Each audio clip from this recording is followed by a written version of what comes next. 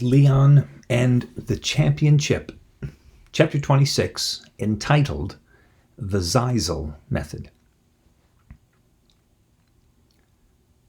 Although the three-coin test worked fine on conventional potato chips, it was useless on crinkle cuts. So Leon set out to overcome the limitation of the procedure. He studied every crinkle cut in his stockpile and ultimately identified three distinct profiles. The most common kind of crinkle cut had perfectly even, zigzaggy ridges, like the saw blades in Mr. Groot's woodshop. The second most common kind of crinkle cut had jagged, uneven ridges, like the teeth of a great white shark. The rarest kind of crinkle cut displayed edges that recalled the tops of castle towers, which Leon had learned, while studying the Middle Ages in 4th grade, to call crenels. Leon grabbed a pencil and sketched side views of the three basic profiles in his science notebook. Using the drawings as a guide, he then charted all of the crinkle cuts by profile type. "That covers thickness," Leon said to himself. "What's next?" After taking a moment to look over his work, he drew up a list of potato chip properties that warranted further scientific study. He decided to tackle chip shape, but an hour of pattern analysis only established two basic groups: irregular amoebas and curvy, stackable saddles. Leon entered the data into his notebook and turned his attention to size. Nearly 100 measurements later, he concluded that size was too iffy. He nixed that property and moved on. Color came next. Leon realized very quickly that chip color presented a new headache. He could distinguish many shades of yellow and brown. The problem was he didn't know how to record those differences in his notebook. He tried using markers to make up a color chart. The results were lame, so Leon decided to seek out expert guidance. He ran to the phone and called Lily Matisse. "Hey," he said. "Hey," said Lily Matisse. "Is your mom around?" "No, Leon, she just leaves me alone with a bag of chips for dinner." "Of course she's around. Why?" "I'm trying to color code potato chip brands, and I'm stumped." "Your mom knows tons about colors, right?" "She is an art teacher," said Lily Matisse. "Exactly," said Leon. "Do you think she can help?" "Ask her yourself. Hold on." Leon heard some talking, some laughter, followed by more talking. "Hello, Leon?" "Hi, Miss Jaspro. My daughter tells me you're entering a potato chip competition." "Yep." "Sounds important. How can I help?" "I was analyzing potato chip colors, and that made me think of you." "It did?" "Uh-huh. Remember on the field trip to that museum of the Middle Ages last year? We were looking at an old picture, and you told us about a yellow paint made from cow pee?" "That's right," said Miss Jaspro. "Indian yellow used to be produced that way. Mango leaves would get fed to cattle to intensify the color of their urine, which was then collected, dried, and packed into small balls of pigment." "That is really, really disgusting," Leon said approvingly. "Anyway, since you know so much about yellows, I was wondering if you could give me a list of all the different shades." "Sorry, Leon, you're out of luck. No such list exists." "Darn. But I can make a suggestion. Do you have a hardware store near you?" "Yeah," said Leon, thoroughly bewildered. "Do they sell paint?" "I guess." "Go to the store and see if you can get some chips."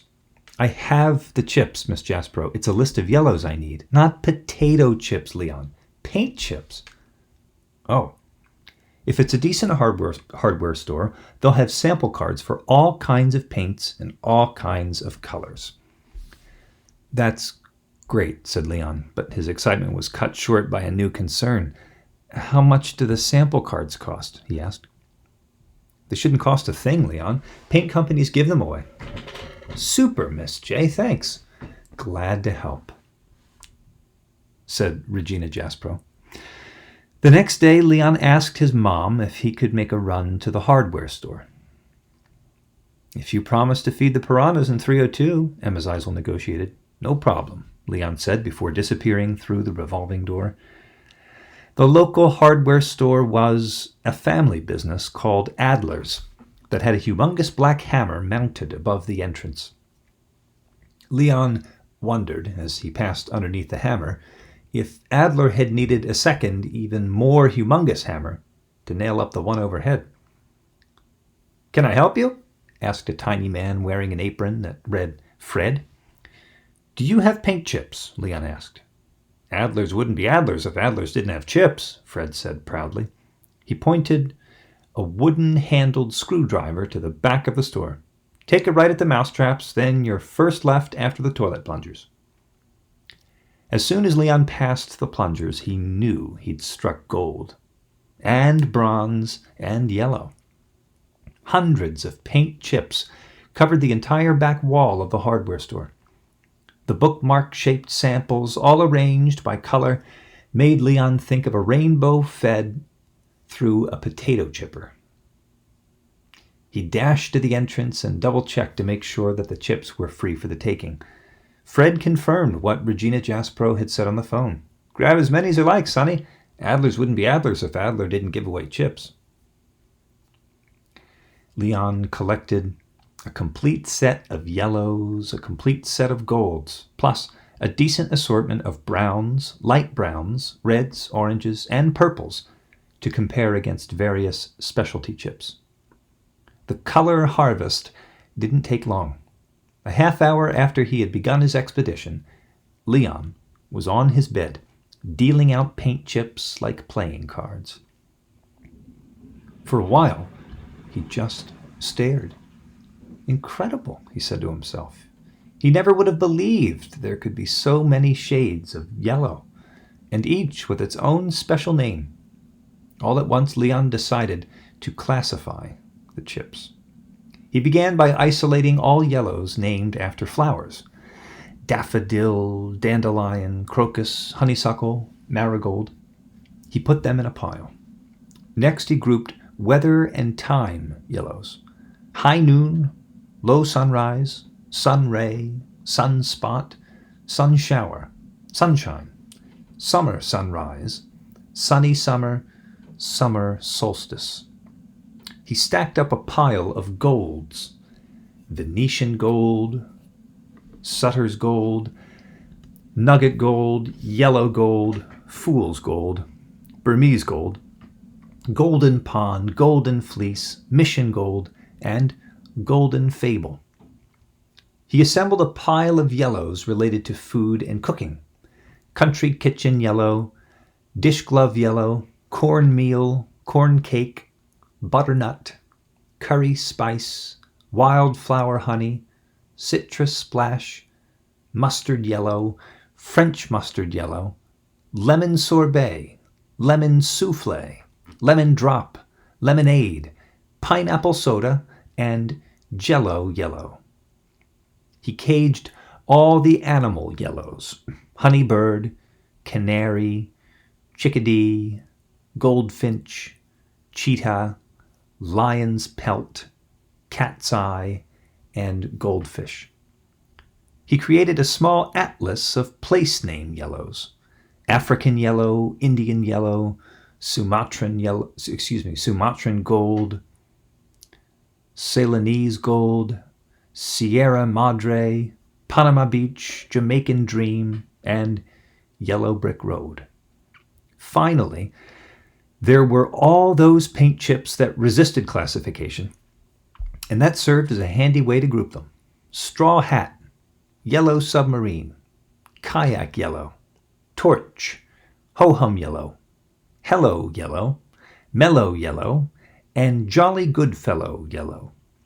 The only yellow Leon failed to find among the Adler's color samples was potato chip yellow.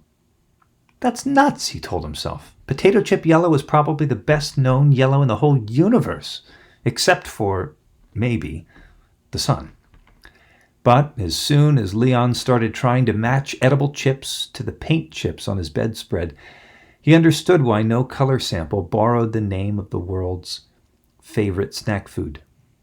There were too many different shades of potato chip. In fact, no two brands had exactly the same color.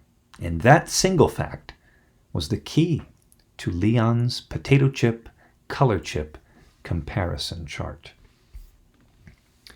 He lined all the paint samples face up on the rug and compared them to chips in his stockpile. Each time he found a perfect match, he would glue the paint chip into his notebook and write down the name of its potato chip partner. There were some surprisingly logical matches. Bird brand chips matched Canary Yellow. Island brand chips matched Jamaican Dream. But there were also pairs that didn't make sense. Wisdom chips matched Fool's Gold, and Fertile's Double Crunchers corresponded to Jolly Good Fellow Yellow. The paint company must not know Idaho Fertiles, Leon said to himself.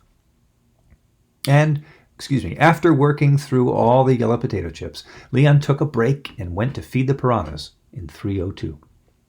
Then it was straight back to work, analyzing non-yellow brands.